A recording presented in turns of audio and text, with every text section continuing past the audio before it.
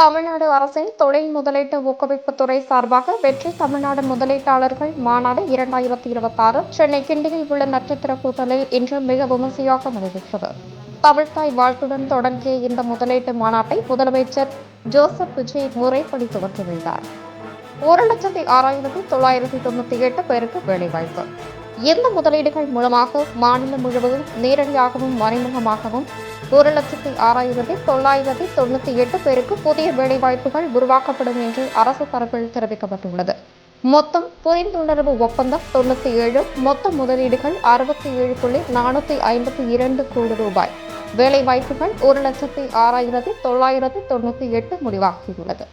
மாநாட்டில் உரையாற்றிய தொழில்துறை அமைச்சர் எஸ். கீர்த்தனா, நிலையான மற்றும் அதிவேக பொருளாதார வளர்ச்சி என்பது பரஸ்பர நம்பிக்கையையும் வலுவான கூட்டாண்மையையும் அடிப்படையாக கொண்டு கட்டமைக்கப்படுகிறது. உலகளாவிய முன்னணி நிறுவனங்கள் தமிழ்நாட்டை தேர்வு செய்து முதலீடு செய்வது மாநிலத்தின் மீதான நம்பிக்கையை காட்டுகிறது என குறிப்பிட்டார்.